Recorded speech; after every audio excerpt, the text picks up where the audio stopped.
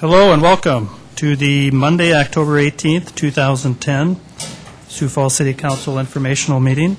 We'll call the meeting to order. And next we'll go to our City Council staff report from Deborah A. Owen, City Clerk, Chief of Council Operations. Thank you, Sioux Falls City Council. I'll keep this short as we know we have much to cover today. For the regular agenda items tonight, there are some notice of hearings that will be walked in tonight, as you are aware of. And so just wanted to remind you that you'll just be setting a date of the hearing for those items and not voting on each individual one. So it's just one vote. After you amend the regular agenda, you'll need a motion to amend the regular agenda to add those items, and then you'll adopt the regular agenda. But when those items are up at the very end of the meeting, it's just one vote to set the date of hearing. So it's relatively straightforward, and it's a very short agenda item or agenda tonight. In addition, we've talked a little bit via email about the Sioux Falls Council priorities for our legislative session in Pier in 2011. I know we visited about that shortly with those working sessions considering the budget for 2011 as well. But I sent you an email to not print all of those documents one more time, but I sent an email to all of you with some of the examples that were from previous years. There's always some that are general issues that are always important to keep before the legislative body in Pier, and so some of those will be repeated. But if you had any ideas about state law changes that you would want to see visited by our legislative peer legislatures, legislators, then we would need to put that on the resolution for the 2011 for our priorities to let them know that. And the Breakfast Club on Wednesday will be discussing some of those ideas. So just wanted to remind you of those things. Thank you very much. Any questions for Deborah? I might have a question for Vernon if I could throw him a side ball. Hey, do you know, is the Municipal League going to pursue the enabling legislation again, or are they going to leave that off? I don't think there are any strong intents at this point. Let me confirm that for sure before I give you an answer, but there have been no large attempts. There's been some discussions going on with the state, but I don't think anything official has been decided yet. Okay, thank you. All right, we'll move on to item number 3, the Mayor Huther. Welcome, Mike. Thank you, Councilor Jameson. Good to be here. Good to be here with all of you. Just wanted to, again, just let all of you know there's so many really good things happening in our city right now. Just unbelievably pleased with so many different things. And I wanted to just briefly relay a conversation that Councilor Aguilar had with me, and I think she was right on the money. And I'm going to catch her by surprise a little bit, but I think it's what she said was so important. She said, Mayor Huther, there's so many good things happening in our city. There's so many other topics going that we need to address in our city. And yes, some issues that we need to address in our city other than just the events center. And I think that took a lot of guts for her to say that to me, and I respect her for it. There are other topics in our city other than the events center. And there's other opportunities for us to capture, other issues for us to address. And I would urge all of us to go do that as aggressively as we possibly can. I know the one that's getting all the rating points is the events center, but ultimately, I look forward to working with all of you city councilors to go make some of those good things happen here. And now that again you've appropriated the money and you've asked a lot of those really difficult questions of me and Mark Cotter and so many others, I do look forward to working on the event center proposal, such as the RFP that was just submitted, but also addressing some of those other critical needs that we have. And I do want to touch on a couple of those, if you'll allow me. Number one, Minnesota Avenue. As nice as that street looks, I will tell you there's still work that needs to be done on that. As we talked about last week, there are some issues with some of the manhole covers that we have. They're deeper than what they should be. I wanted to let the City Council know, as well as the citizens of Sioux Falls know, that the contractor that was responsible for that work is fully committed to doing it correctly.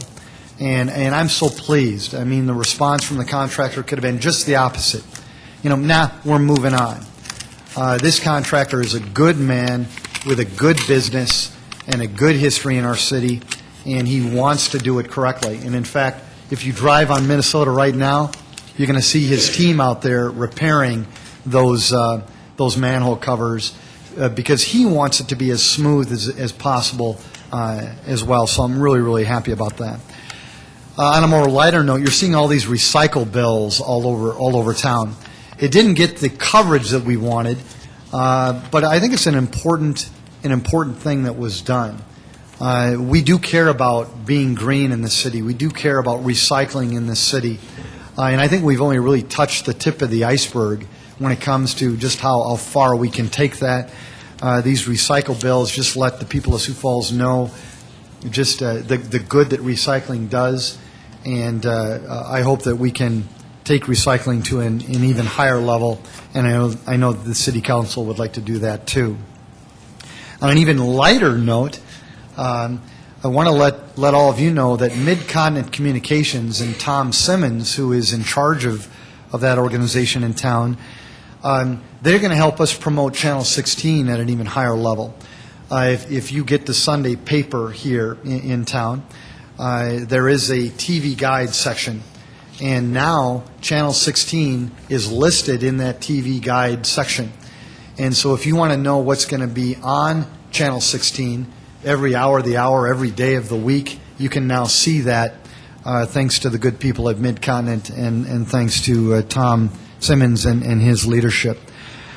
City Council, we owe you some updates.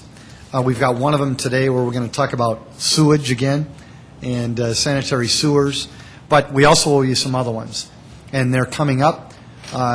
If you want to get the popcorn ready in your homes, get it ready, because we're going to talk about things like the railroad relocation project. So that's coming Sioux Falls.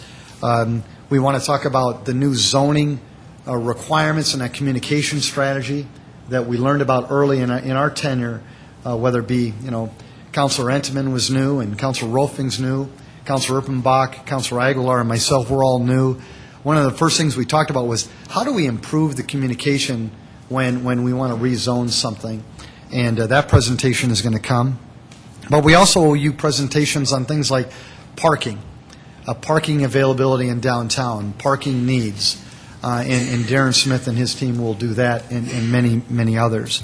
And City Council, if there's some other topics that you want us to give presentations on that you believe are important for you to do your job correctly, as well as if you think that the people of Sioux Falls will want to know about it, let us know, and we'll get that scheduled with Deborah Owen and her team. I think this is a really good thing when it comes down to tearing down things. But guess what? We're tearing down some things in Sioux Falls, and I'm unbelievably excited about it, such as the Gigabees area. There are some homes that were decrepit, that were dangerous, and they're being tore down. That's a big win. The Oaks, dangerous, decrepit, eyesore, being tore down. We've got homes that were dangerous, decrepit. You know about one of them at 1122 North Duluth. Will be tore down, and it needs to be, and that's a good thing. That's a good thing. We have Highland Heights is a trailer court here in town, where we had some trailer courts that came in that are uninhabitable, should not have been allowed to come in the first place, and we're working with the folks there at Highland Heights to remove those properties, and we should. I think that if there's a message here, is that this City Council, this mayor, and this city, we are going to demand more. We're going to hold people accountable to a higher standard, that we want you to be a good neighbor. And part of that means is that you maintain your properties accordingly, and then if you are creating eyesore conditions, that we're not going to let you do that anymore. Kevin Smith was brought over to help us enforce the codes that are on the books today, and he's doing a good job. And you're going to be hearing more about that. And then last but not least, I want to thank the City of Sioux Falls for mowing their lawns this summer. I'll tell you, if there was ever a summer where you probably didn't want to have to mow lawns, it was this one. We had more rain than this city's ever seen, but yet the people came up to the plate and they did the right thing. We had businesses mowing their lawns. We had homeowners mowing their lawns. They took care because they wanted to be good neighbors. Now, there were some who didn't, and we were pretty aggressive in terms of asking them to mow their lawns, and they did. Did we hit everybody the way that we would have liked? No, but I think the word is out there that when it comes to enforcing codes in this city, we're going to do it. So, again, thank you for the opportunity to speak today, Councilor Jamieson, and again, really, really excited about things that are going on in this city, and the event center is only one of them. So let's have some fun, City Council. Any questions for the mayor? Okay, seeing none, we'll move on. We'll start with some committee reports. Start with the audit committee.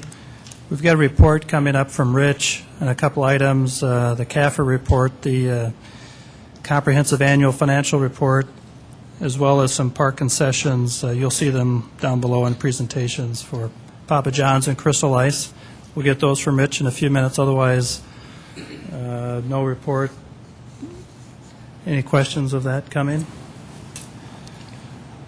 All right, we'll move on to the fiscal committee. No report. Questions or concerns there? Okay, land use committee. Thank you, Mr. Chair.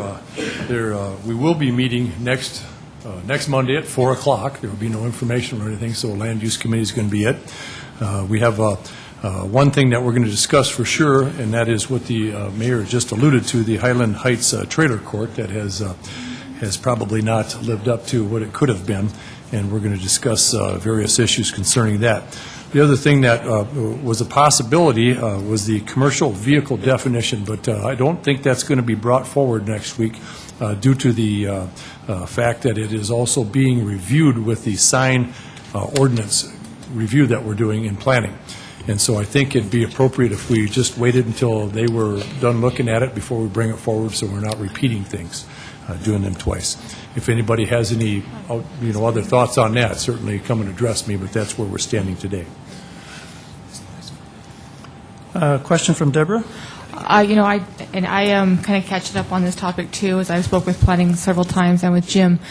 I had thought perhaps that there was that larger overhaul of those planning ordinances that might take up to a year, and that there was some urgency to perhaps change the commercial vehicle definition so that there's a number of vehicles that are like passenger-type vehicles parked in driveways, including our own police officer cars, that would be in violation of our current ordinance now. And so I thought there was a move, and I'll defer to Councilmember Entenmann, about bringing that portion forward to adjust that definition. I did talk to, had an opportunity, I attended the meeting that they had this past week concerning signs, and it's a complete redo of the entire ordinance is what they're looking at. However, they're hoping to possibly be to an informational meeting by the first of the year is what they're hoping to. They're trying to expedite it and trying to get through a little sooner. I think we can continue to look at, and I do want to continue to look at the definition of the commercial vehicle side of it. They're just starting to, they haven't got to that portion of it yet. But I would like to look at that a little closer myself. I don't know, though, that I'll be ready to have anything at the next meeting on next Monday or not, but maybe right after that we should. That was my understanding of it, too, Ms. Owen, that we were chunking out parts of the sign ordinance and trying to expedite that, and the part about the feather banners in particular. And there's some other signs. I mean, technology keeps changing the sign ordinance's effectiveness, so we just got to keep at it. They started the process here several years ago, and it didn't really come to fruition. They didn't really end the process, and they're committed to doing it again, and they're actually working on it quite expeditiously. There's a number of citizens that are attending that, from a couple of the sign people, some real estate people, some commercial developers. So there's a good group of people that are sitting in on this and putting in their input. So they're trying to define the terms, terminology, and all that stuff at this time, but hopefully we're going to be a little bit more aggressive in addressing this. That's their plan.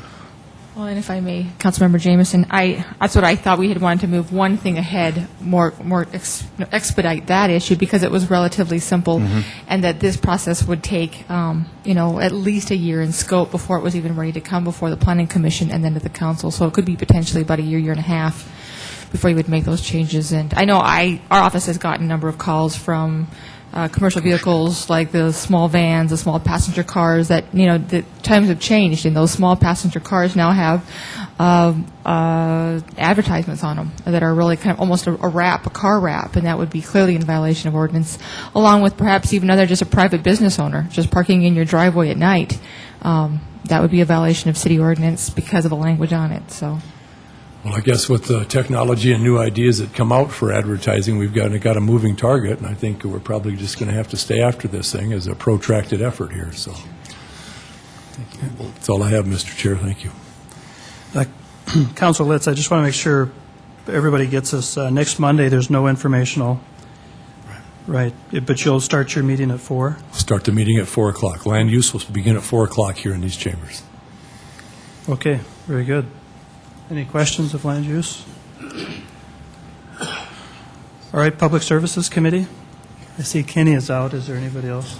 I would just say we went through the ethics ordinance again last time. To no conclusions yet. We're still reviewing that. And then we also had the affordable housing report from Darren Smith.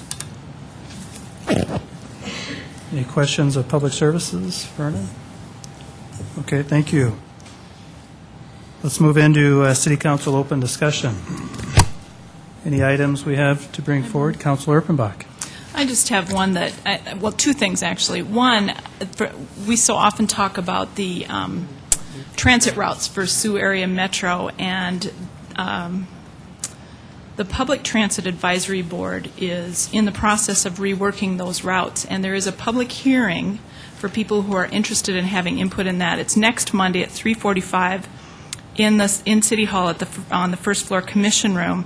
I invite you to be a part of that. And then the other piece of that is, how did I find this out? Sometimes we find these things out as council members, but I also found out through siouxfalls.org you can sign up for a news alert and get this kind of stuff by email. And so, including council agendas and those kinds of things. So I'd invite you to sign up for that as well.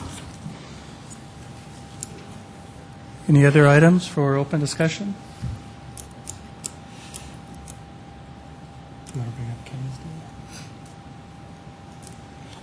I know that in November, one other item on the audit committee, we're going to be, as you're all aware, we changed the number of council members who will be represented on the audit committee, and I believe in November we plan to bring forward, but if you're interested in serving on that committee, maybe let us know, and don't all sign up at once, come on, but hey, the audit committee is kind of fun. Rich Oaksel's a good guy. Okay, well, just let us know if you're interested so that we're prepared for that in November. Otherwise, if we don't have anything else, we'll move into our presentations. We'll start with Rich. Rich, welcome. You'll start with the CAFR report, and it sounds like you've got the item B as well, park concessions. So Right. Welcome. And I know you have a full agenda today, so we'll move right along here. What we're going to do is the CAFR review, and the CAFR is the Comprehensive Annual Financial Report for you new members. It's typically over 100 pages. There's a lot of information in there, a lot of good information. It can be hard to digest. And about 10 years ago, the people that set the rules for government accounting standards, the GASB, they required finance directors to prepare a management discussion and analysis. So in every CAFR, you'll find that right at the beginning, the MD&A, management discussion analysis, which is a good introduction to the financial statements. But what we're doing with this CAFR review is something we started last year, is that we're comparing the CAFR of Sioux Falls to a number of peer communities in the Midwest. And then we're looking at 5-year trends for some of these financial indicators and adjusting the dollars for inflation to make them more meaningful for comparison. And the objective is just to promote discussion on the city's financial condition, and if there's any trends that are favorable or unfavorable, to alert that or bring that to the attention of the City Council. We looked at the 2009 CAFR, and as you know, our fiscal year ends the same as the calendar year, so we looked at primarily at the 2009 CAFR, which was through the end of December last year. And then we looked at 12 peer communities in the Midwest, and then we did the 5-year trending, and then we did that adjustment for inflation.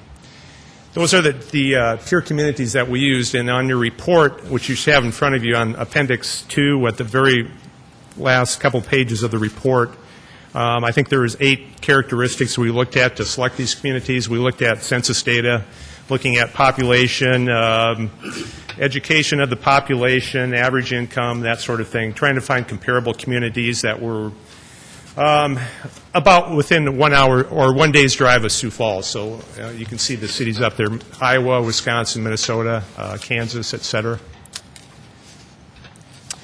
We're just going to go over 5 indicators. There's more in the report, but these are the ones we'll look at today. The net assets is the difference between the assets, in other words, what the city owns, and the liabilities, what the city owes. And we adjusted those dollars for inflation. And this indicator is just kind of a rough indicator of the financial condition of the city.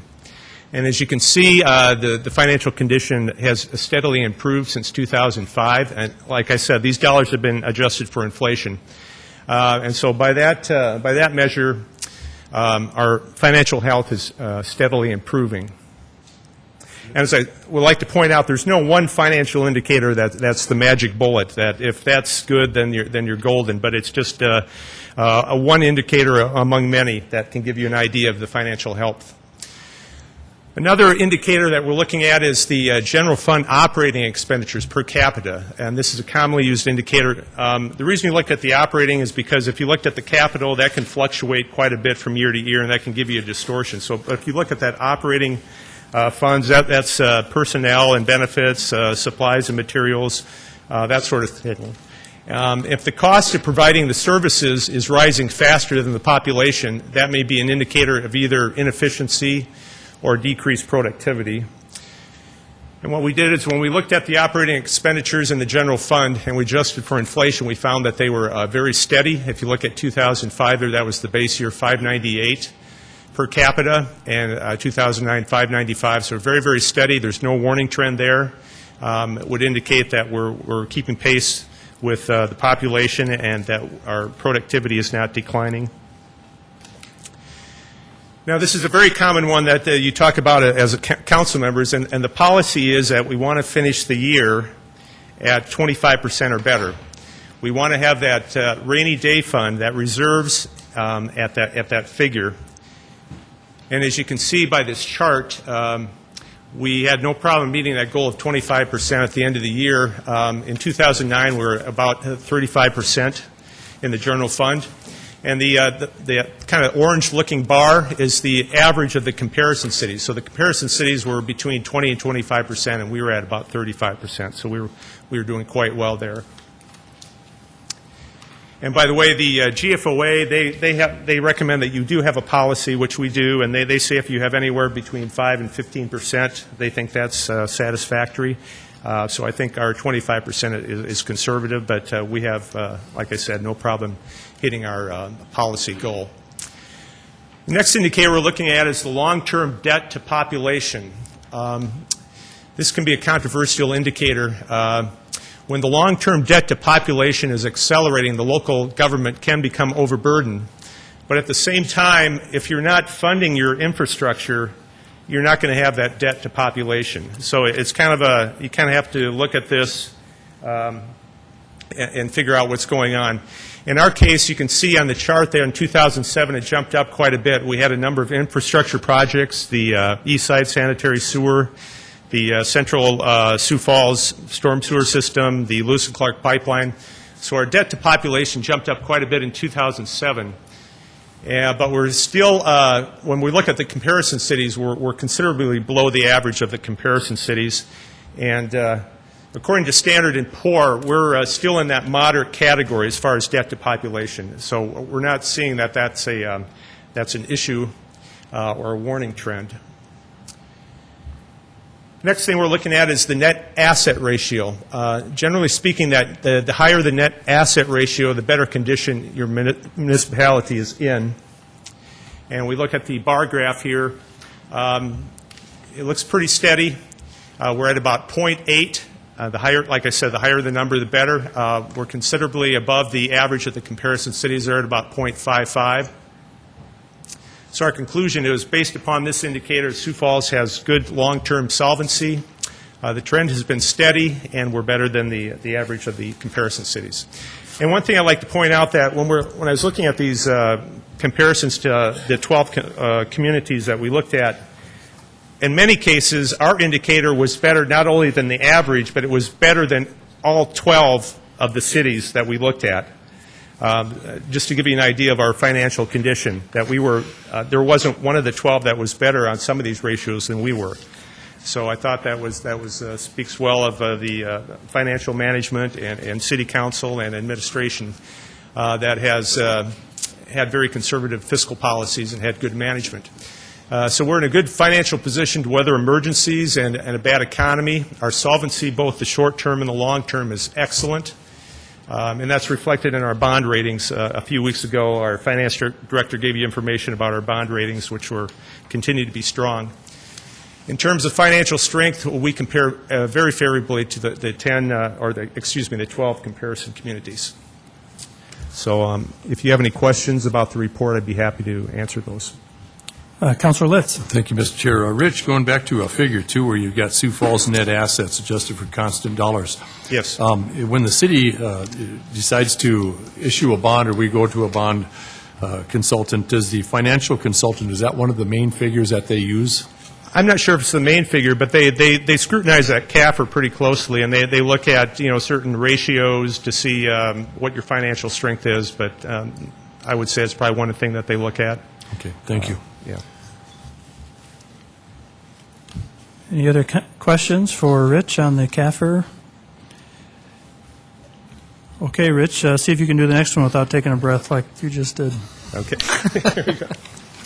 Well, there's two reports there, but basically they're basically the same purpose, almost the same report. It's the Park Department issues RFPs for concession operations at the Park Department, and the Crystal Life concession is for the Falls Park concessions and for the ball fields, and the Papa John's is for the aquatic centers and special events, providing the concessions. And what they ask for is, will you provide concession operations, and will you, in turn for that privilege, will you give us some money?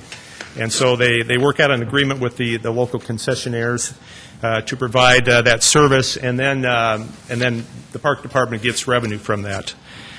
And this was a request of the Park Director when we asked directors last year, what would you like to see in our audit plan? They asked if we would look at that, and I think also the Park Board wanted that looked at. So we were happy to oblige.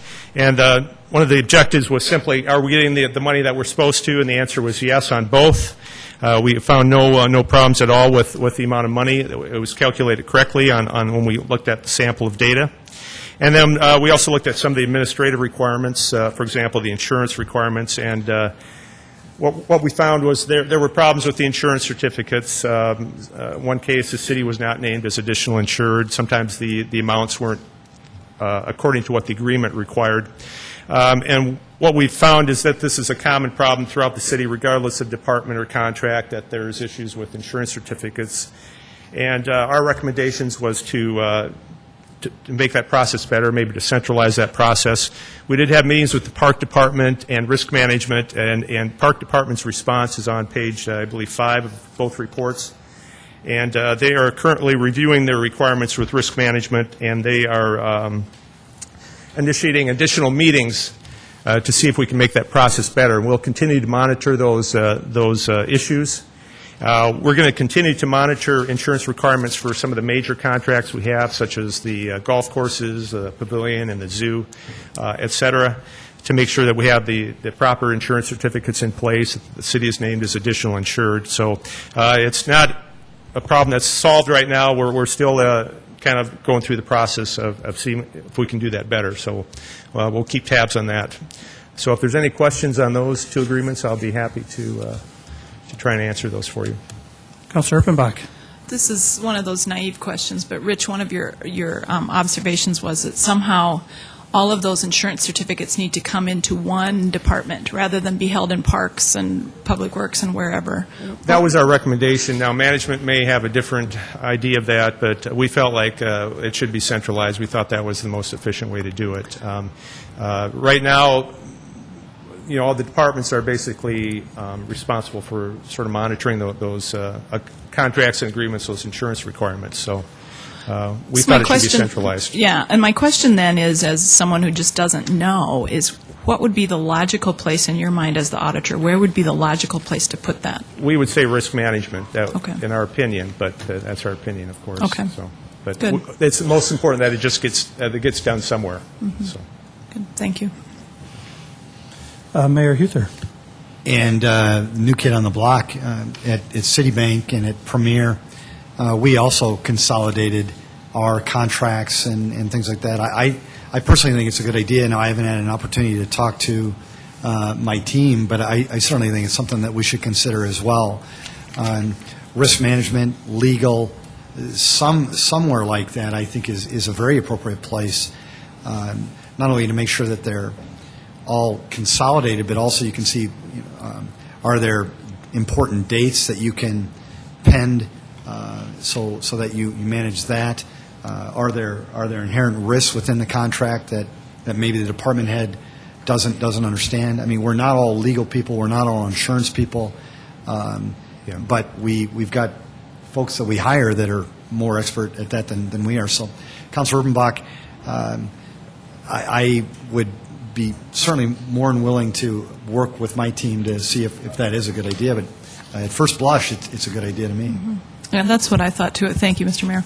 We did ask other auditors and other local governments how they manage it, and other places do it different ways, but the majority were consolidated in risk management.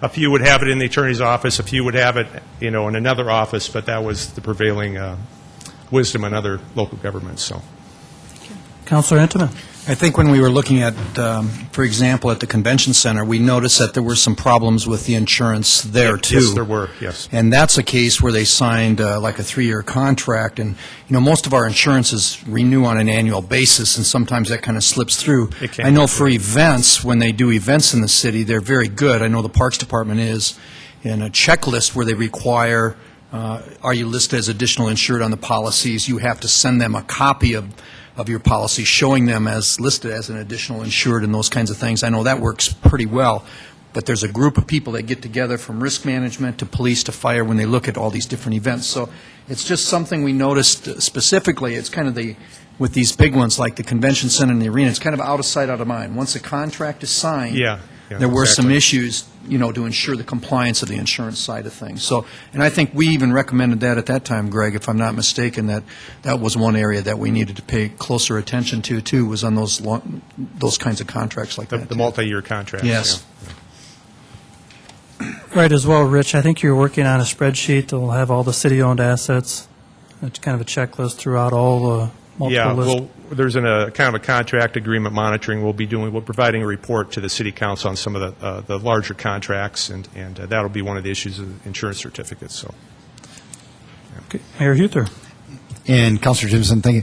Rich, I'm embarrassed to ask you this because I probably should know, but I don't.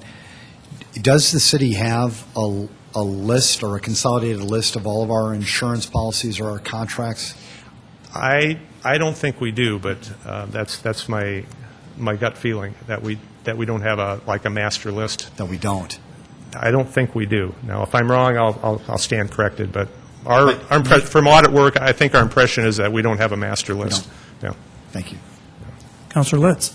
Thank you, Mr. Chair. Rich, I agree on these policy limits and stuff. I mean, they're pretty standard today, and I was surprised to see that on the $500,000 and the $100,000 per accident. I mean, even my little construction company carries the higher limits today. Yeah. Okay, Rich, Okay, thank you. Well, let's see, we've got a few minutes here before, as you all know, we start at 5 for our joint meeting. And I know Mark might have a more lengthy discussion about the sewer system, so I'm thinking it might be best for us to go over the financial update from Gene, and then we'll take essentially a recess to allow the joint county meeting, because it'll be short, to occur, last for 10 minutes maybe, and then we re-adjourn for the remainder of our informational meeting with Mark. Do we have any objections from anybody? Sound okay? Okay, Gene, you've got the floor, and you've got plenty of time. Thank you very much. Gene Roanhorst, Director of Finance for the City of Sioux Falls. I first want to apologize. You only got your hard copies today of the financial report, but this got moved up a week.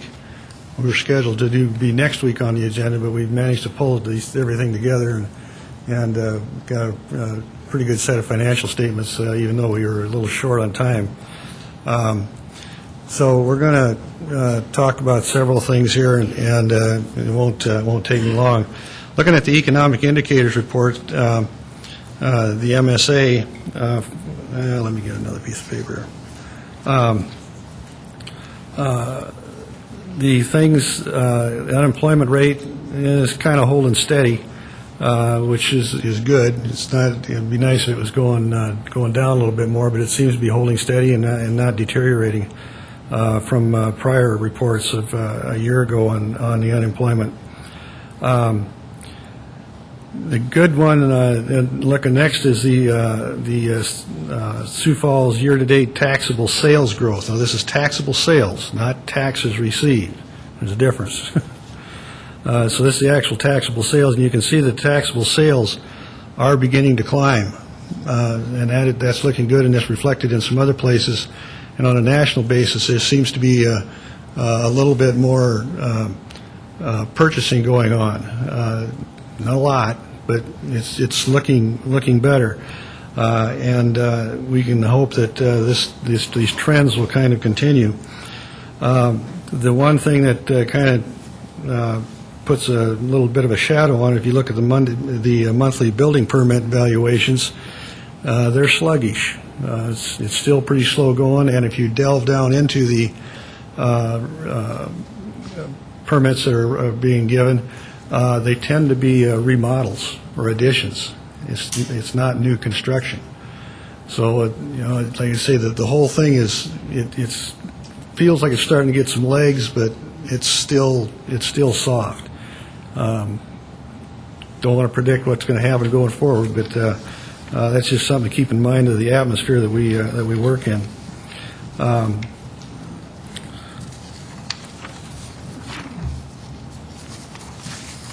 I kind of jumped ahead here a little bit, so give me just a second to get to the right place.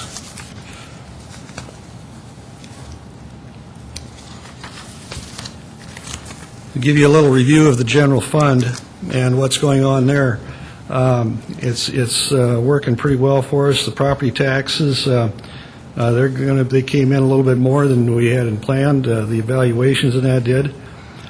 So we got a little bit. We're going to have a little bit more from property taxes. Sales tax, as you've seen earlier, you did see a printout of that the first of the week, just about a week ago now. The sales tax is at 3.1% increase year to year.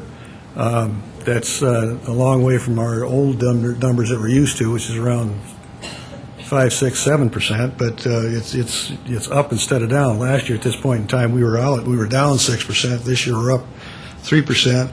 And it seems to be steady. There's and I don't want to go saying that things are going all that smooth, but they're going the right direction. And if we can get through the Christmas season, that'll be a major indicator of what's going to be going on next year. So we're up 3% going into the fall season and into Christmas.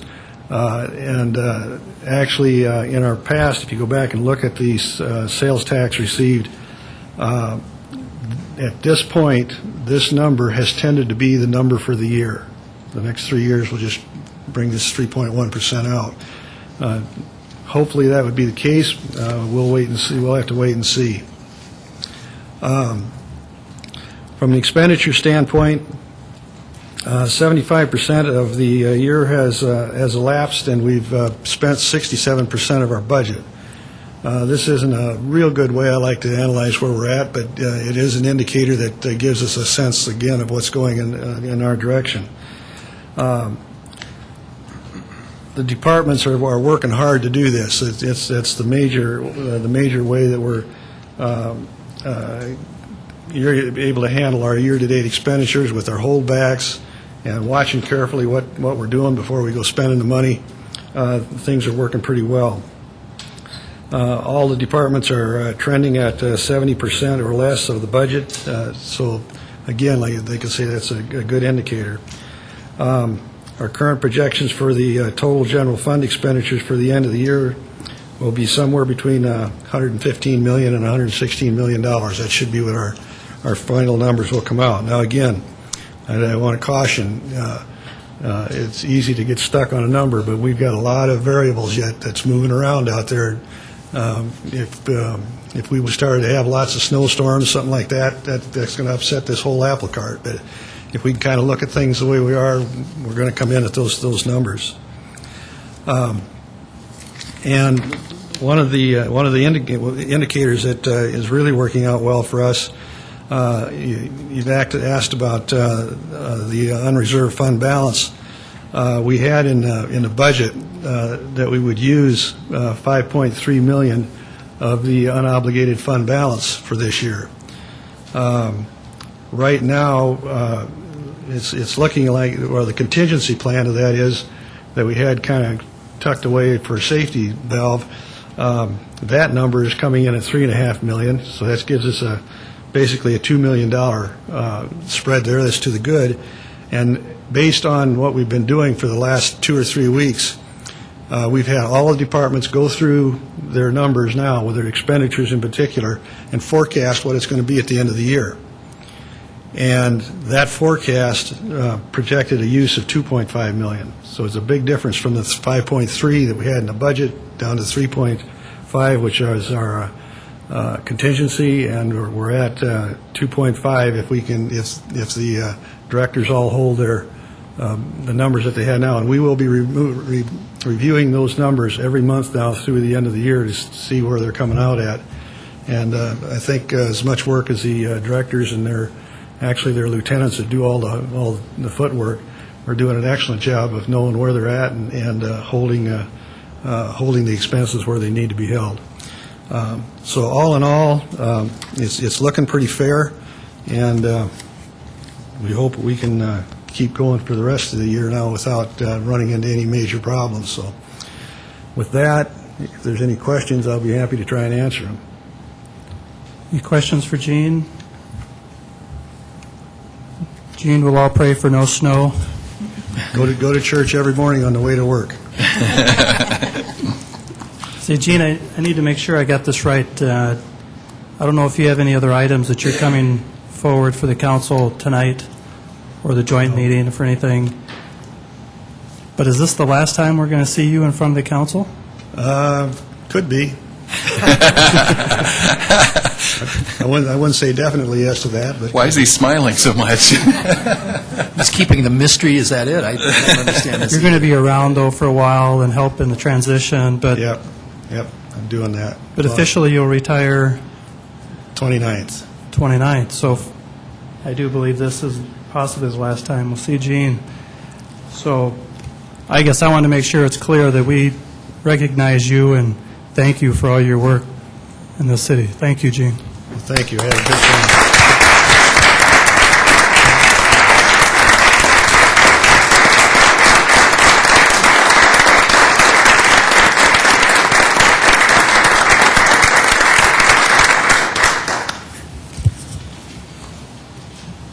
Okay. We've got a couple of minutes. We've got one other item that we've been kind of waiting on Kenny Anderson to show, but he's not able to make it. Councilor Anderson has a request to do some travel. I don't know if everybody's aware of our travel policy, but it does require that the request come in front of the full council, not at a 7 o'clock meeting, but a meeting like this. We were kind of hoping that Kenny could be here to maybe tell us more about what he's intending to do on his travel, but he's not. The timeline is November 5th, and what Kenny's looking to do is travel to Shreveport, Louisiana, for the Amateur Softball Association National Council meeting. Total expenditures are about $1,100. That covers airfare and room, probably some other expenses, but the challenge is with our City Council education, travel, and training policy. It doesn't quite fall within our policy as it is said today. We don't have to act on this right now, but we do need to discuss it fully as a council per the requirements. I wish Kenny was here, but he's not, so we'll just discuss this later. I wanted to bring it up so that official action part of it is done. And if you have questions, we need to ask Kenny about them. Councilor Erpenbach. I just have a question about procedure. This meeting is not normally a meeting where we take action, and so how do we, as a council, say yay or nay or whatever to the... I think general rule of thumb, we'll get some direction here, but I think it's if there's strong objection raised by a group of councilors, we could. What happens in the end of the day is the council leadership sign off on the request, but only after we've discussed it in the full body. But Deborah? In 2006, I think it was, or 7, the council adjusted their education and travel budget. Generally, we always want to send people to the National League of Cities Conference and, of course, to the South Dakota Municipal League Conference. And then there are, once in a while, there are things to attend that are outside the scope of what we do in terms of policy and appropriating funds, and I think this is one of those. There was one other time I can tell you this did happen before council, and the policy is written in a way that you don't take official action, you don't vote on it, you discuss it, and once discussed, then the council chair is authorized to sign off on that policy, and it is kind of the will of the council as a whole, but there is no vote in your policy, in part because you didn't want to make it that formal of a process, I believe. There is you also, once you attend in one of these types of conferences or an educational type of conference, seminar, trade show, whatever, that you would come back to the council and report about that so that we could share the value with everybody, as of course as we're spending public dollars, we want to make sure we're being good stewards of those dollars. And this is one of those kind of the gray area where you discuss it and you determine, you make your desires known, but the council chair will sign off on it once it's finished this procedure, unless you object, I presume. Yes, sir. Councilor Litz? Thank you, Mr. Chair. Just for a little historical context on this here, there was one point when I was first on the council that there were some members that were going to politically, ideologically charged functions, and that was what we were trying to reel in. It wasn't whether a councilor was going to, try to get a convention to come here or doing some work for the council on behalf of the city. I think it was the political end of it that we were trying to rein in a little bit.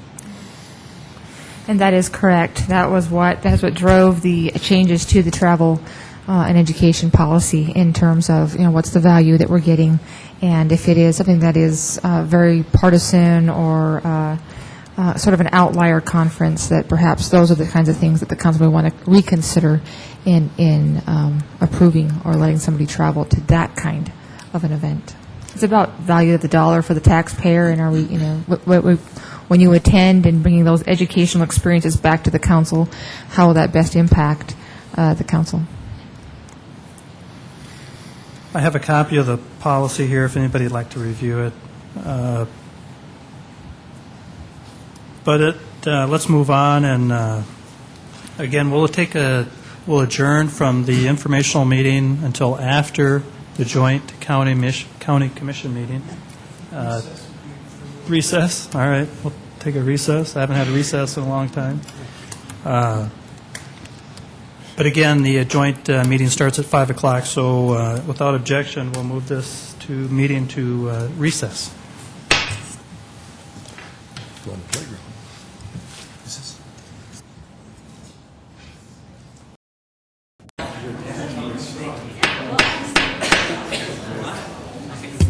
Hello and welcome. We'll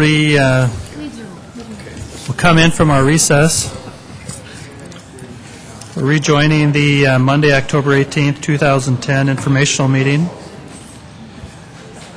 We took a short break to make time for our county commission meeting, and we'll start again with our presentations with an update from Mark Cotter on the assessment of our sanitary sewer collection system. Mark, welcome. Thank you, councilors, Mayor Huther. Today I will take you through a few introductory slides, and then the bulk of the presentation will be done by Trent Lubers, our division manager at Water Reclamation. Also with us today is Bob Capel. He's our environmental manager. Bob is our direct link with the Department of Environment and Natural Resources.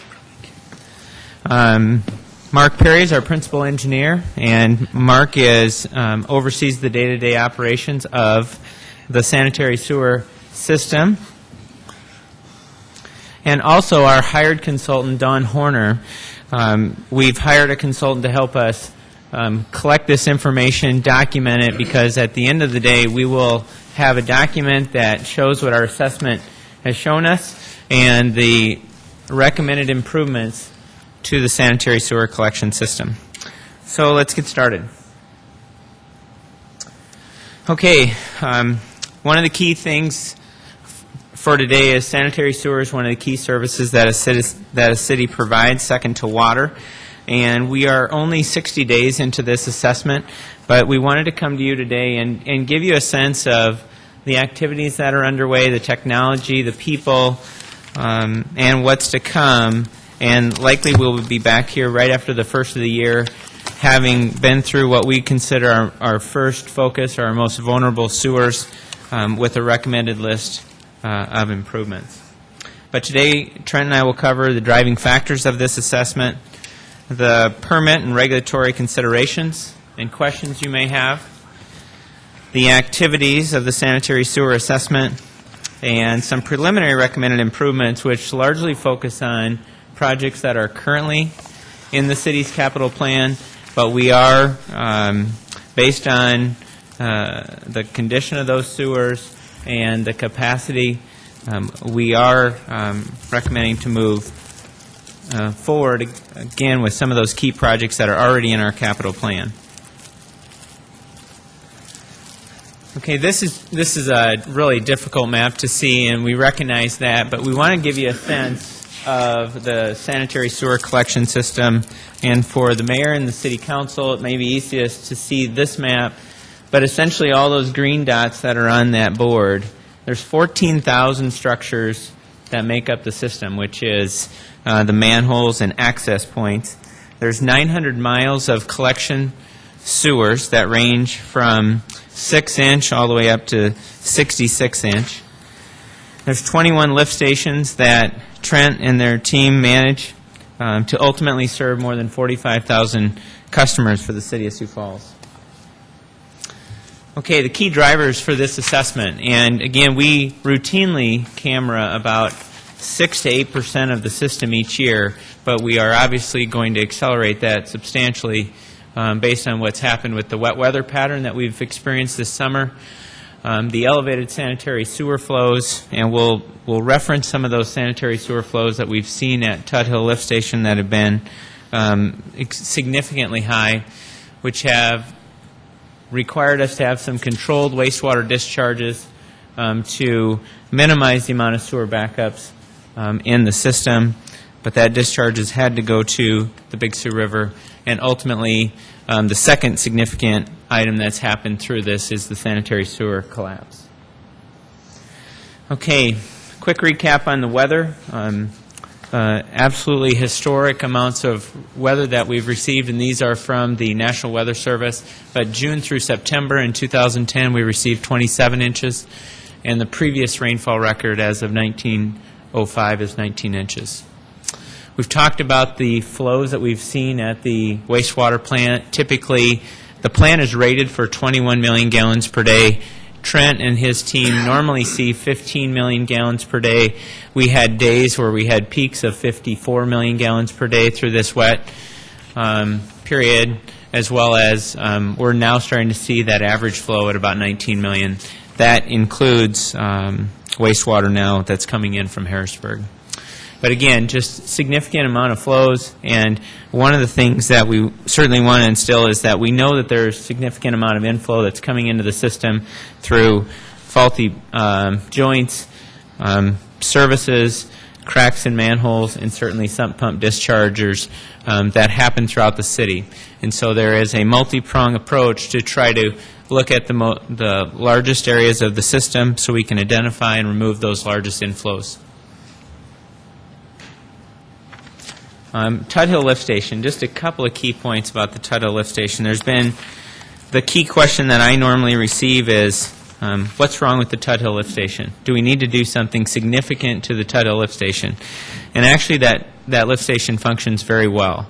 The key is that we normally see about 3,000 gallons per minute come to that lift station. And then in a typical day, it may peak up to 5,000 gallons per minute. Well, we routinely through this process, we're seeing over 14,000 gallons per minute before it would need to discharge to the Big Sioux River. And so when you start to think about an average day, like today, about 3,000 gallons per minute coming to that lift station, to see over 4 times that amount, and it's directly tied to a significant wet weather period. Certainly we know that there is leaks and there's significant inflow coming into the system, that just at some point the lift station can handle a significant amount of that, but where we pick it up and put it into the downstream system, the pipe's not large enough. Just because you don't design these systems to treat wastewater and groundwater. So there is the recent time in March we had a power failure at that lift station, and again that was from an ice jam that came down and upset one of Excel's poles, and then oddly the generator had a malfunction inside, which again Trent's teams, they test and load those generators weekly. Some small part went out, and that's what caused that generator to not fire, and so we had to have a short discharge in March, and then we're all very conscious of what's happened now in July and September. Manhole covers right outside the station, which we have a photo of, and then as this process continued, we did add a chlorination, dechlorination station to chlorinate the water to start to kill that bacteria before it got to the river, and the initial results really showed that that system worked very well. Okay, a picture here of where the sanitary sewer collapsed, which is an area by the penitentiary by Main and Walnut. And again, that key was we had some corrosion in that pipe, but we also sent about 7 times the normal flow down that pipe for a long period of time, and it certainly found its weak point. And so that is a concrete pipe. That is our initial focus, is the concrete pipes in our system. And has corrosion played a part? What are the conditions of those pipes, joints? And that's been the initial focus on our assessment. That repair project went very well, and we're back online. When that sanitary sewer collapsed, that affected nearly 18,000 dwellings. This is the affected area. We've done a color code just to show you where I-29 is, but a significant amount of customers in that area were asked to greatly reduce and stop their water usage so we could minimize the amount of wastewater that was discharged to the Big Sioux River. Just to give you a perspective of those nearly 18,000 properties, that's about 35% of the total wastewater flow for the City of Sioux Falls gets conveyed through that pipe that was collapsed.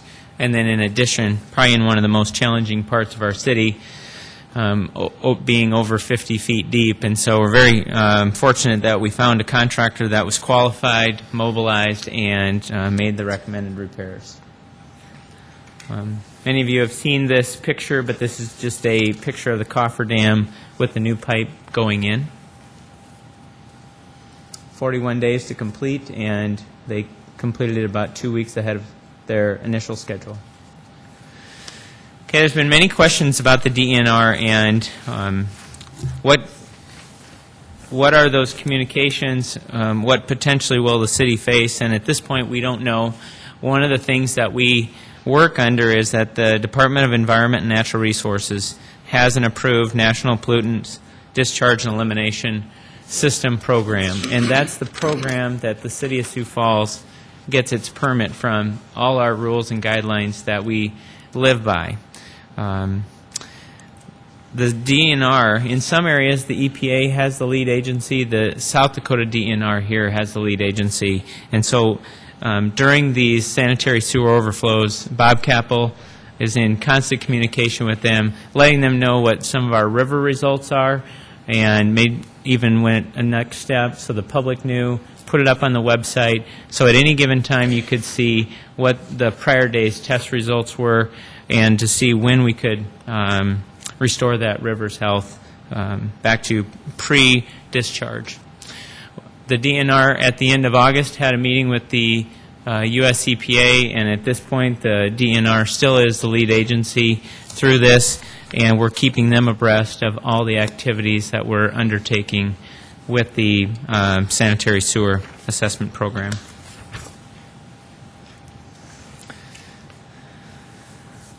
One of the keys that our consultant, Dawn Horner, and her team do is that on a weekly basis to stay fresh with everyone that's involved with this project is that we develop a weekly progress report. The DNR gets copied to that report.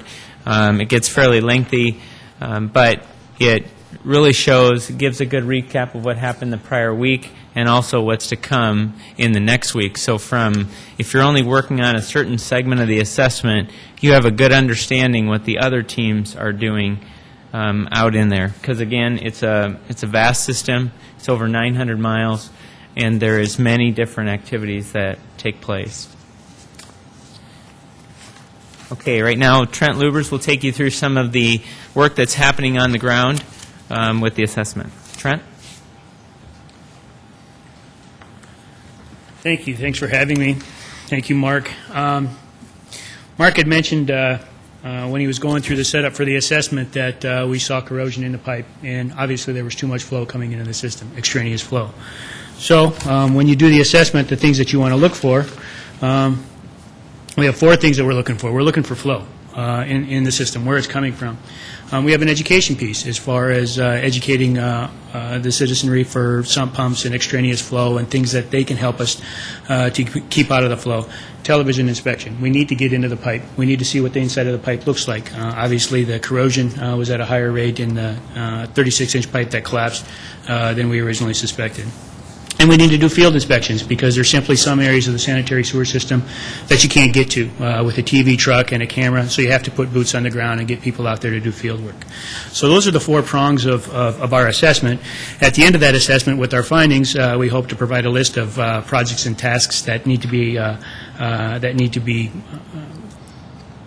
executed in a timely fashion, and they'll be prioritized. We have some at the end of the presentation, some of the things that we found in the system that may lead to projects. And in January, when we come back, we hope to have an extensive list with some options. So the first thing I'll talk to is the collection system flow metering program. Originally, when we started with the high flows in July, we were actually out there manually measuring with a ruler on a stick. You take a stab measurement in the pipe, and with the calculation, the engineering staff can take a look at the depth in the pipe and see what flows the pipe is carrying and if that's normal with our baseline flow. We came to you about a month ago to move up a capital project that we've had in the capital program for some time, and it was scheduled to go through in 11 and 12. This is a flow metering device that goes into the manhole. You allocated funding for us to buy 20 flow meters ahead of the capital project that was set up in 11. This meter will electronically monitor the flow in the manholes throughout the system continuously. We can download that data through cellular technology in a real-time basis and monitor the flows. The intent of this project is to actually monitor flows during a wet weather period like we're experiencing now through a dry weather period. The next slide actually shows a map of the flow meter locations. And it's no coincidence that the 20 sites that we picked for these flow meter locations are around the Tut Hill Lift Station, where we're experiencing the most significant flow. And again, there's a computational method here when you take a look at the flow coming from the branches up the tree, from the trunk sewer that feeds the Tut Hill Lift Station to the Tut Hill Lift Station, and you take a look, and you calculate what should be there based on water usage and what's there. And by analyzing that data, you can take a look at what's coming into the pipe that shouldn't be there, and you can further investigate and develop projects. To date, the flow meters are in. I think through today, we have 10 of the flow meters installed. Hopefully by the end of the week, the rest of the flow meters will be installed. And I know that we have some of the data loggers in, but within the next 2 weeks, we'll be continuously monitoring and collecting data. The next step of the assessment is a sub-pump and education program. The map that you're looking at right here, the green areas indicate areas that we wanted to concentrate on with our outreach program to take a look at. Number one is we put door hangers in those areas early on in the process, and then we developed a survey to go out into the street and find out what kind of sump pump connections we had. We made contact in these areas with 12,000 homes. 3,000 of the residents were home at the time. Of those 3,000, we were able to verify sump pump connections or compliance in 900 of those 3,000 homes. If there is a noncompliance event, the property owner would be asked to provide a written solution within 2 weeks, and the property owner would be required to bring the system into compliance. There's just on the right side of this slide that you will see a mailer that went out in the water bills. Again, we also did door hangers in these areas. The next approach is to see what's going on inside the pipe. We have 3 closed-circuit TV television vans to inspect the sanitary and the storm sewer systems. 2 of them are allocated to the sanitary system. 1 of them is to storm. We do sanitary sewer televising on a regular basis. Looking at the complications that we had with the large trunk sewers and the collapse that we had with the 36-inch pipe on the north end of town, we reprioritized our CCTV program. We concentrated first on the concrete pipe. There's a map here, reinforced concrete pipe sanitary sewers. It's the map in the middle, and the red lines represent the concrete pipes within the city of Sioux Falls. We wanted to get to those first. We wanted to see what corrosion rate we had in those pipes, what kind of infiltration we may be able to see when we went through the pipes with the camera. The next areas that we wanted to look at are the areas that have potential inundation, whether it's along a storm drainage pond or in river floodway. We'll also take a look at our major trunk sewers when we get through that program. Tapes are reviewed on a weekly basis with our consultant and with internal staff, and recommendations for repairs are made based on that. They're prioritized on a 1 through 5 basis on a grade 5 necessity, from a grade 1 to a grade 5 necessity for repair. The two photos that you're looking at on the slide, the first one is a clay line. It's called the Hayward Trunk Line. It runs roughly from 9th and Kiwanis all the way west to around Marion Road. It's a large 18 to 21-inch clay pipe. It has lots of sections. Clay pipe is laid short. Those joints are leaking. The pipe on the bottom actually represents an obstruction or a utility boring going through the concrete pipe. This pipe is the central main. This is the pipe that the Tut Hill Lift Station dumps into. What you're seeing hanging from the ceiling is the protective liner that goes on the inside of concrete pipe. So these are the types of things that we're looking for. When that liner is gone, that's what accelerates the decay of the inside of the pipe based on the sewer gas that we see. Don't want to spend a lot of time on this slide other than to show that we're making a lot of progress on the sanitary sewer television assessment. I'll go to the next slide, and you can see, based on this map, where the concrete pipe is and the map that you see in front of you, we've done a lion's share of the concrete pipe that's out in our system.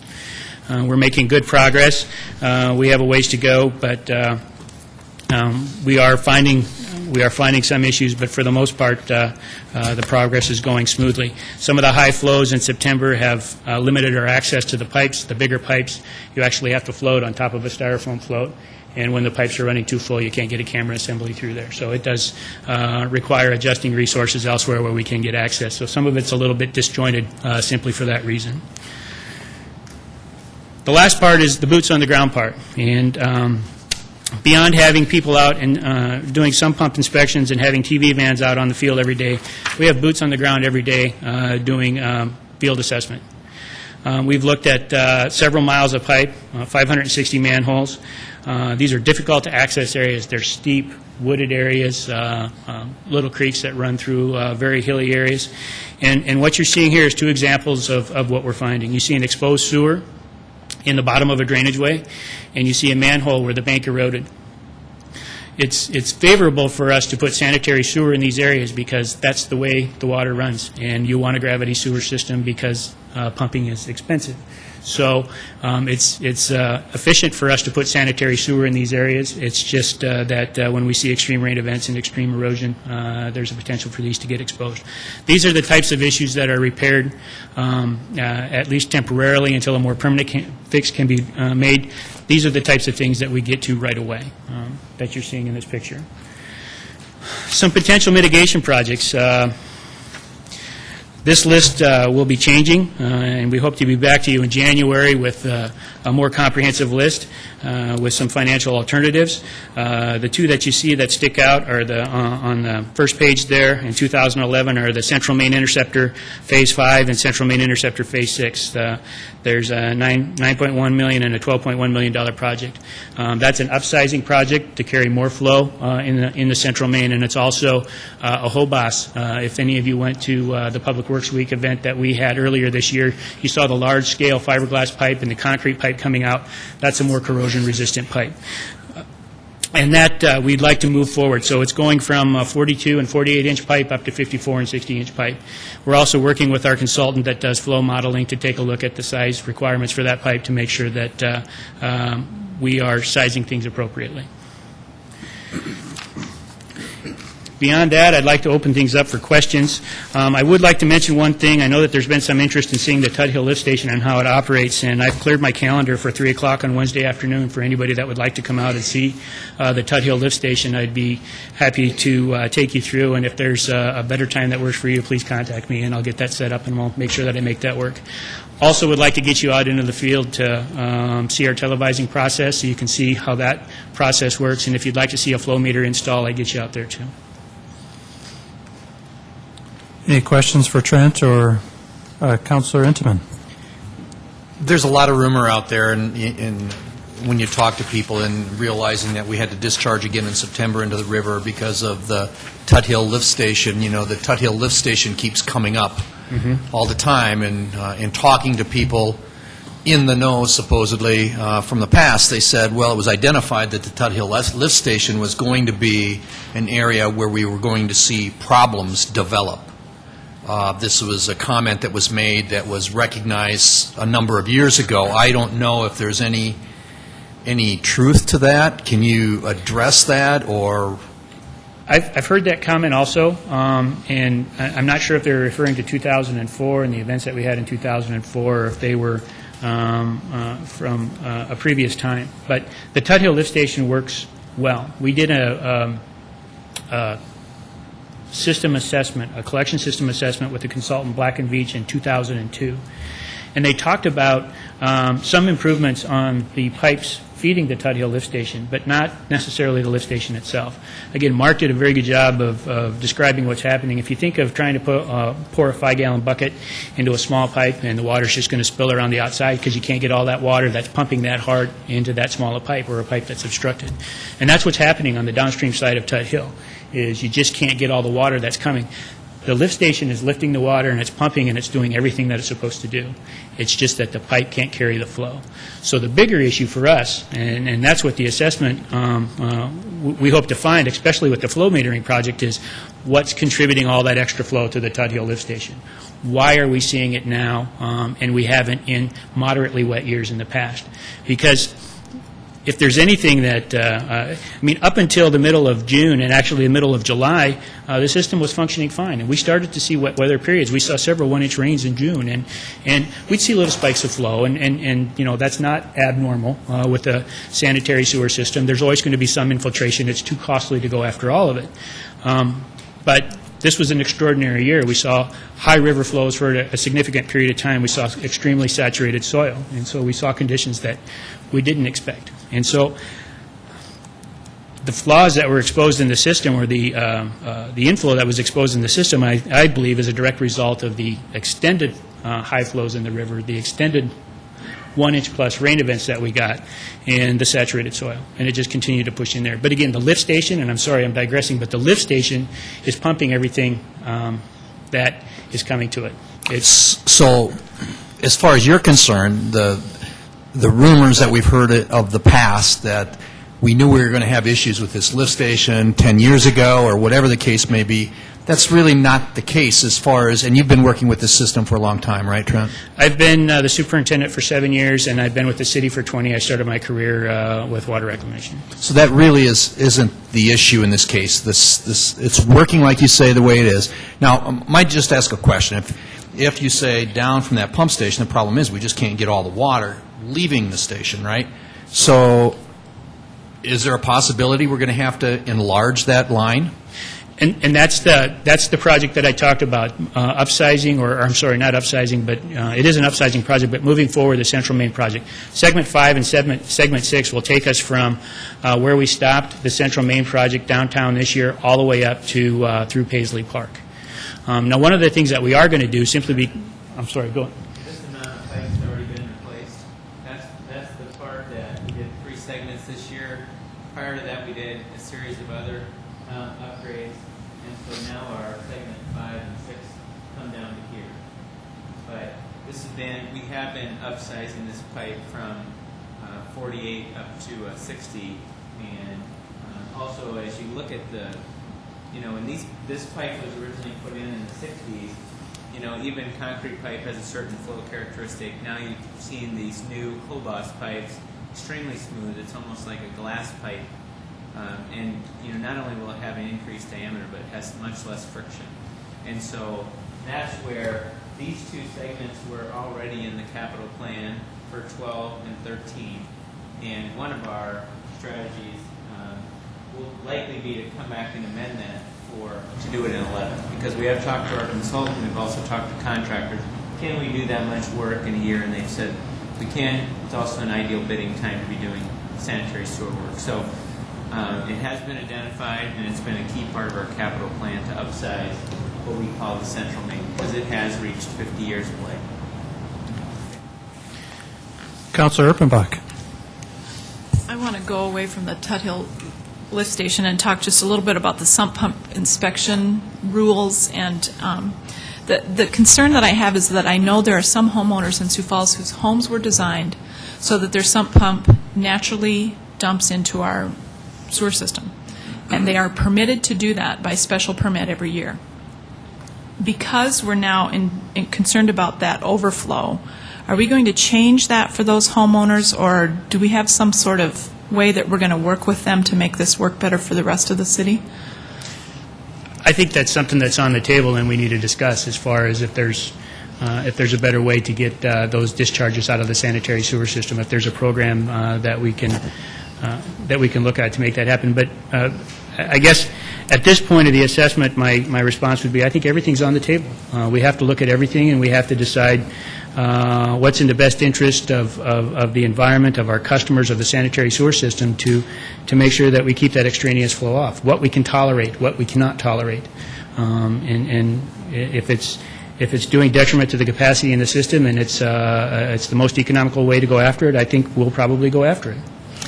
And I don't disagree. I think that's exactly right. I was surprised to learn that this was happening. And so, but then part of me wants to make sure that we don't make this a financial burden for those homeowners. There may be something council needs to think about in terms of, do we help them make those changes to their home in some way? Do we subsidize it in some way? Again, just kind of thinking out loud, but those are things that we need to think about, that if these homes were designed that way and their sump pumps are built into the system like that, that seems like we're setting ourselves up to fail with those particular homeowners, and I just would ask that you consider that as we work forward. I think we will. Thank you. Thank you. Councilor Litz. Thank you, Mr. Chair. Councilor Erpenbach, when I first came on the council, the city was initiating what is called the sump pump collection system in new developments. And there's a lot of controversy about it. We got it passed, and I would like it to be noted that those new houses have absorbed those costs.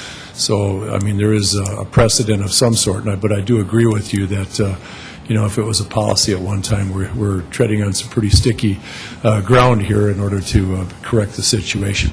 I'd also noticed that a lot of times when I would go into the newer neighborhoods, the ones that had brand new ones, I seen people pumping out onto the street, and I knew this was not the year to be reporting those things, but obviously there's still a lot of new houses out there that have not tied into their sump pump collection system, which usually runs along the back lot line on one side or the other of a block. Council? That's a very good point. If I can just segue into that, there has been this policy change that developments have to put in sump pump collection systems, but it's not mandatory for them to connect. And we're working on language that that's one policy that we think needs to be updated. The other key, Counselor, is that these 92 to 100 permitted homes that we actually go out and allow them to discharge, it's because we normally have seen icing issues or mold issues in the streets, and until we can get a sump pump collection system near their home, that's when we've monitored those areas and allowed them to discharge. But it's on I'd say a very rare case, the fact that it is less than 100 homes in Sioux Falls.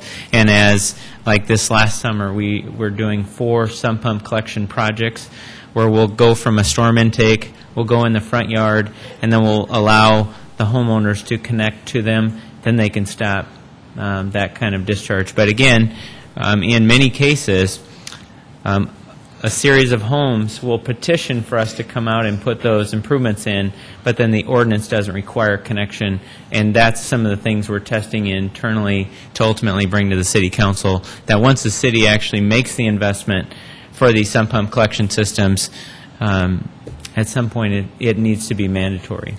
So, Councilor Brown? Mark, how does a homeowner find out if there is a sump pump collection system in their neighborhood? Our drainage team would meet with them, Andy Berg, and first of all, the GIS system is available, but in many new neighborhoods, it is in their backyard. And in these areas where, I know that south and east part of Sioux Falls, we'd have winters where we'd have 8, 9, 12 inches of ice in the street that they would pump continuously. Those get the highest priorities for us to put those sump pump collection systems in. And then in most cases, the homes that are pumping all the time, that are really creating the safety issue on the sidewalks and the icing in the streets, they do connect, but not all of them connect. And again, those are some policies that are being drafted right now to strengthen, to again put a higher emphasis on getting these flows out of the system. At what year, roughly, did we start doing these sump pump systems to give people a sense of it might be in my neighborhood or might not be? I know it was prior to me. I want to say it's somewhere in that 5 to 7 years ago. Okay. Is that a fair comment, Counselor? I think it is. I think they were instituted in 2006 by the time all the dust settled. That sounds right. Councilor Intiman, did you have? He answered my questions. Thank you. Any other questions from Mayor? Mark and Trent, thank you. When you folks come back in January, can you give the City Council as well as the people of Sioux Falls, will you help identify where you found the problems? I mean, some of these pictures are pretty graphic. Mm-hmm. They look like horror movies. One of them was Alien, I think, was what I was thinking. But would you be able to graph out, this is a red, this is a yellow, this is a green. Because I think one of your solutions was, okay, we're going to repair all the concrete pipe from this area to this area. But what we didn't see here today was where are the bad spots, the nightmare spots that you found. And I think that's important for us to tell the City Council where they're at. For example, where did you find the Why don't you show 'em? Go ahead, I'm sorry, Trent. The one with the material coming from the top? Yeah. Or how many of those did you find, or is that the only one you found? The Hayward line right here, the one where you saw the infiltration or the water coming down, that top one on the first picture. Yep. This is the Hayward line, this is the clay line, and this is where you see that. That's where the jumps are at. The one below that is in the ninth with the utility obstruction. That was in the 9th and western area. That's already been repaired. We identified that. We worked with the utility that went through, and that was repaired immediately. Within a week and a half of finding it, we had a repair solution in place. The Tut Hill, the downstream Tut Hill line is in this segment right here. This is Tut Hill Lift Station. This is Paisley Park. It's in this area of concrete pipe. Trent, could you, though, for example, like that obstruction one on the bottom, how many did you find just like that? Is it 1,000? Is it 50? That's the only obstruction that we found. So. Oh, well, that's good news. Well, but I mean, I think that's probably one of the things that the city and the city council, along with myself, we need to know. Did you just find one obstruction, or did you find 50? Did you find multiple examples of the leakage like you found in that clay pipe, or just was that the only one? The one with the central main where the protective coating is coming down, was that the only place you found that, or is it all over the city? If you can, maybe come back at a later time and just let us know the magnitude of it. We'd appreciate it. Would you like to see that sooner, or would you like to see that in January? Well, I think that's I mean, I can't speak for the city council. I think the sooner the better, as well as financially. In fact, maybe you can answer that now. As you're finding these obstructions, as you're finding these critical needs, do you have the ability, or do you have the money, or are you already just repairing those as you find them? Because I think that this city council would want to know if you need money now to make a repair, let them know. Mm-hmm. So any thoughts on that, Trent? Sure. We are repairing that line. We repaired with the help of the contractor that bored through. The line that you saw where the bank was eroded, yep. We're already getting a consultant on board to develop a solution for that. We're working also with the storm drainage team to make that happen. We're looking at accelerated schedules for the Tut Hill line, the line where you saw that stuff coming down. We would like to accelerate that project. But going back to your question of cash, right now we have, between restricted and unrestricted cash, we have $11 million of cash reserves for the Water Reclamation Fund. So we're in a good cash position. Mm-hmm. It just takes some time to generate a solution for these. The ones that are emergent that we know we need to do right now, we'll at least make a fix that will hold us over until we can come up with a more permanent solution. Mm-hmm. So you, Councilor Jameson, if you don't mind, I'm sorry. Go ahead. So you've got cash, but can you spend it? I'm an idiot on this. Can you spend it now to fix something that you find? We can, because we've got... Yeah, we can. Go ahead, Mark, I'm sorry. We have a capital plan that has unforeseen mains, and with it being an enterprise fund, it's a non-appropriated fund, and so those are, since there's already a project in the capital plan, if we need to supplement that, we do a transfer in from cash. It's different than sales tax, because sales tax is an appropriated fund, has its own boundaries on it, but the fact that it's an enterprise fund, it's a non-appropriated fund. If we did not have that project called unforeseen mains, we would have to come to the city council to create that project and then start to fund it. Okay. I will tell you, too, that there is, like this pipe right here that you see, is that particular is not a concrete pipe. It's a clay pipe. So the integrity of the pipe is good. Here the joints are suspect, because you can see it's just raining. And so there's trenchless technologies that will grout those pipes and or line the entire pipe. And so many of these things can be done to, again, minimize what we take away in capacity, greatly improve, reduce the friction of these pipes, and then convey wastewater for decades to come. And so that's the matrix that we want to do. There are some lines that we're looking at that some of the joints are degraded to a point where we want to accelerate some lining projects, and if we move forward on one of those, at least in preliminary design, certainly keep everyone aware of that. Mr. Chair. Councilor Litz. Thank you, Mr. Chair. Mark, I got just some comments. The thing that you guys are going to have to do is the judgment call of not putting an addition on the church just for Easter Sunday while still trying to look down the road and try to figure things out here. A few years ago, we had a lot of utilities that had either jetted through our sewer lines. Have most of those situations been remedied? They have, and many of those were in the storm sewer because most of the storm sewer in Sioux Falls lies between 2 and 5 feet down. Most of the weight, and that's about the depth that these communication companies come into town and put all these lines in, whether there's a list of them. Most sanitary sewers are 8 feet plus in the ground. So these small communication lines like this typically never get that low. And so that's one of the key differences. We've seen a lot of those right after 2004. Trent's team put all resources on to map the entire storm sewer system, identify all those obstructions. They've subsequently been removed. The other part that I saw was, you identified, I believe Trent did $9 million worth if we accelerate these projects, $9 million, and I just did a cursory look at and added things up, and it was about $21 million that, if we accelerated both of the main trunk line projects that you'd need.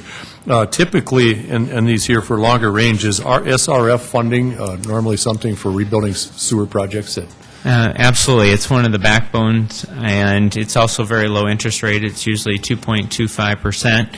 Actually, on November 8th, just to get on the state's program, we're going to make a recommendation to the council for that, just to meet the state's deadlines. The state does have the funding, but before we make any of those recommendations, we'll test it financially to see how the fund does, if there's an impact on rates and things of that nature. But I think one of the things we have here is we do have a very healthy utility. We do have cash. We also have some other projects that were planned at the plant that we'd like to do, but likely we're going to lower them in the priority and accelerate some collection system improvements at this point. Okay. Thank you, Mark. Any other questions for Mark?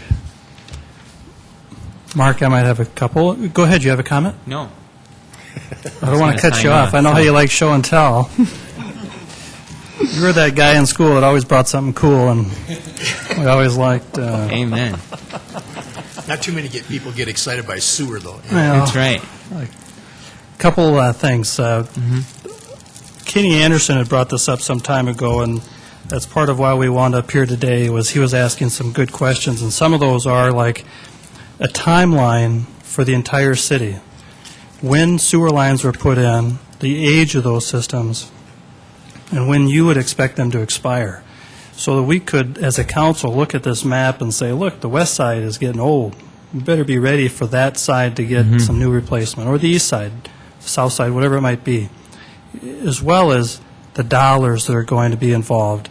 You know, I know there's an enterprise fund. I don't know what that amount is that's available to you at your fingertips, but we want to make sure we have that dollar amount in the appropriate range. If foreseen changes or repairs need to occur, that you're ready to do that. We want to make sure as a council that you're funded to take care of the serious issue, and of course, you know, I'm barraging you a little bit here, but the other is to prevent, as best as possible, prevent any further collapses.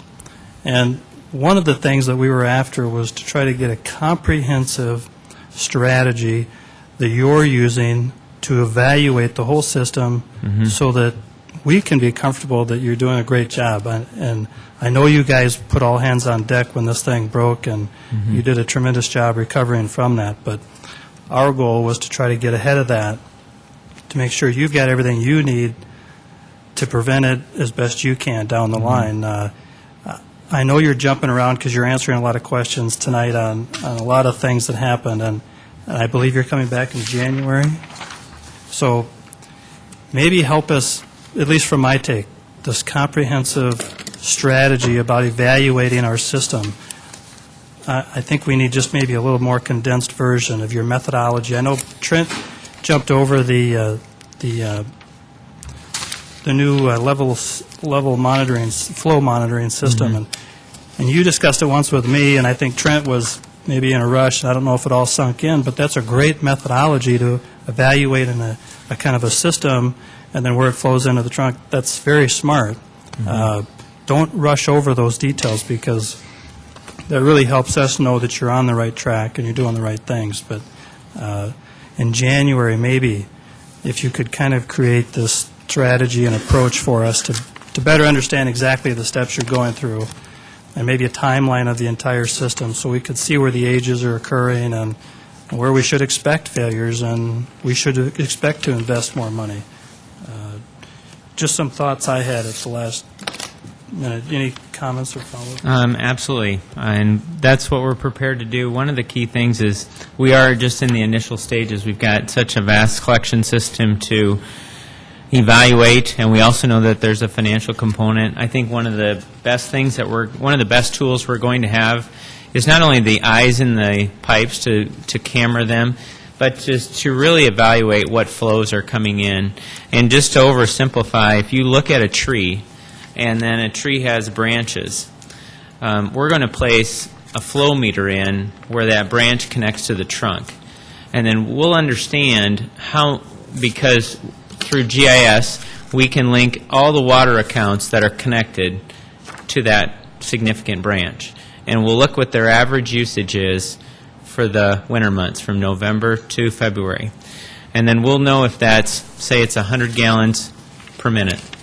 If we're seeing that in that particular branch, we're seeing 250 gallons per minute, and that's the highest flow, that's where we're going to focus Trent's teams, and that's where we'll start to camera not only those large lines, but all the local lines. And then if we start to see joints that are leaking, a lot of clear water coming in from a service, so we know a sump pump is, that's the technology that we understand today. We're really early into this process, but we wanted to at least give you a sense of the activities, the technology that's been purchased, but not all the meters are in. But hopefully that analogy of a tree with the branches gives you a sense of, we're excited for that information too, because right now our approach is camera all the concrete lines, but we want to focus that energy because 2/3 of them may be well within spec as far as the amount of flow we're receiving. A third may be off the charts, and that's where we're going to send the camera crews. Okay? Thank you. Councilor Intiman. One question. I know when we had the emergency, one of the issues we had was trying to identify where most of the flow was coming from as far as when we're asking our citizens to shut down. And I know a couple of comments were made. We couldn't really tell what part of town it was coming from so much, as all we knew is that the system was overloaded in total. Is these flow meters that you're putting in, will they help to identify that more in a regional method like that, as far as what we could expect from certain areas in case of an emergency like this? Well, I think probably within the first hour until we actually identified where the break was. But the collection system is like a tree, and so once we know where that branch is broke or that pipe is collapsed, we know all the homes that are on it. And so I think one of the challenges is that communicating with people today goes way beyond the news, goes way beyond Connect Ed, and I think it will always be a challenge on how we will actually connect with our customers. But we have purchased a good new utility system software, and once we get to a point where we can have some of those advanced features to potentially target a certain area to do a phone call, that's another venue. But, you know, communication on these kind of things is always a challenge. There's people home that night that I was told that had no idea because they were watching a cable channel and they did not see, they didn't see it on any of the major news. So, I mean, I think communication is one thing that we'd love to be able to connect with everyone in one dial and say, please do X, but that's going to be a challenge. Okay, thank you. Okay. On behalf of Public Works, thank you very much. And as far as Trent's invitation to go check out that Tuthill lift station, I did get a chance to go out there, and Mark arranged, and Chad arranged up some people to meet me out there. It's enlightening, and if you haven't been out there, check it out. Especially now when the flow is low, it'd probably be better than when it was overflowing. But very good education for you if you haven't experienced it. We'll send out a reminder on the meeting location, parking location, and then we'll take you in. Thank you very much. Thank you. All right, if there's nothing else, we'll adjourn this meeting. I see nothing, so we'll move to adjourn.